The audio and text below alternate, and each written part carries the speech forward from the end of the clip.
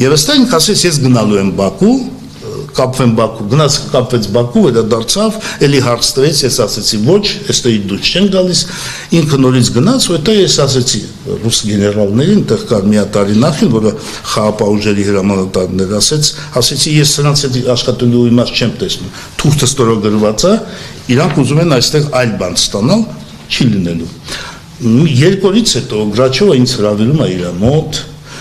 իմ մոտ այն ժամանակ գտնվում էր Բակո Սահակյանը, մենք միասին գնում ենք այնտեղ եւ Գրաչովը դիմում է ինձ, ասում է դուք պատրաստ եք կատարել այս փաստաթուղթը, ասում եմ իհարկե մենք ստորագրենք եւ պատասխանատու ենք։ Դիմում է Պաշտպանության նախարարի Ադրբեջանի իր պատվիրակությունով, ասում է դուք պատրաստ եք, նա ասում է ոչ։ Քանի որ չեն վերադարձնում տարածքները, մենք այս փաստաթուղթը չենք կարող սկսել խաղում անել Հեյդար Ալիևի վրա, չենք կատարել, Գրաչովը ասեց դե դուք ինձ խայտարակում եք, մենք արդեն ամբողջ աշխարհով հայտարարել ենք, որ մենք զինադադար ենք կնքել, իսկ դուք հիմա ասում եք ոչ,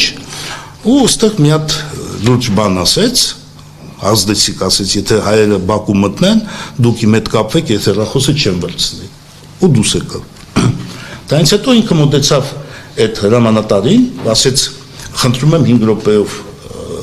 հանդիպում կազմակերպեք, նա ասեց ոչ չի լինի այդպես, ինքը ինձ մոտեցավ, բայց պայմանագիրը պետք չի մեզ, եկեք մենք միանգամից անցնենք մեծ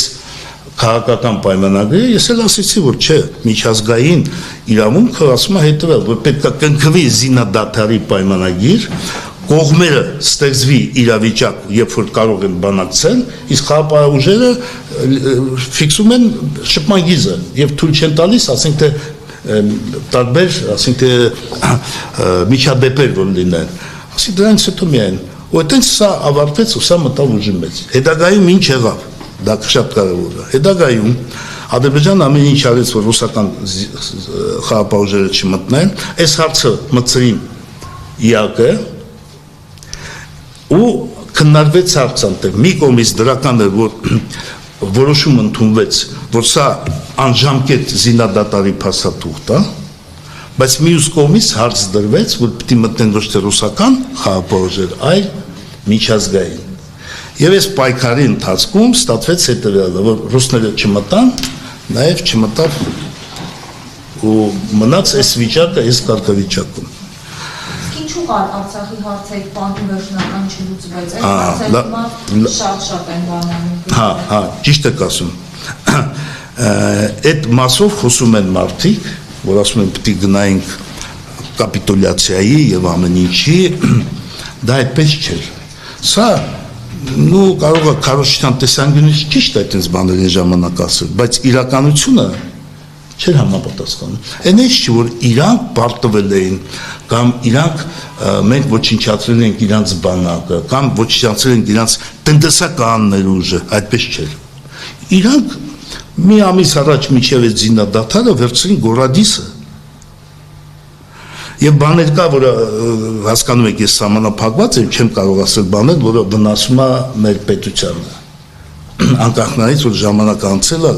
ես համարում եմ, ես չեմ կարող թույլ տալ, էլի բաներ ասել մեր կողմի, թե ինչ էր խանգարում մեզ, որտեղ ես այն ժամանակ այս ամեն ինչով զբաղվել եմ, ես տիրապետել եմ ռազմավարական իրավիճակը, մեր բանակի, իրանց բանակի, միջնորդների մոտեցումները եւ այլ։ Դրա համար այդ ժամանակ նա ով ասում է, նա իրավիճակը չի տերապետել։ Այս շփմագիծը որ կա, սա ամենաօպտիմալն է, որը մենք կարող ենք ապահովել։ Հասկանում եք։ Հա, եթե իհարկե կլներ ռազմական առումով, ռազմաքաղաքական, ավելի ճիշտ գնայինք նստենք քուրի վրա, բայց դա ցանկություն ամեն ինչ իր հետևից պարունակում է ռեսուրս, ֆինանսական, սպառազինություն, մարդկային եւ այդ պահելը պիտի ապահովես։ Բայց այս շփմագիծը մոտարապես 300 կիլոմետր, 285 այս,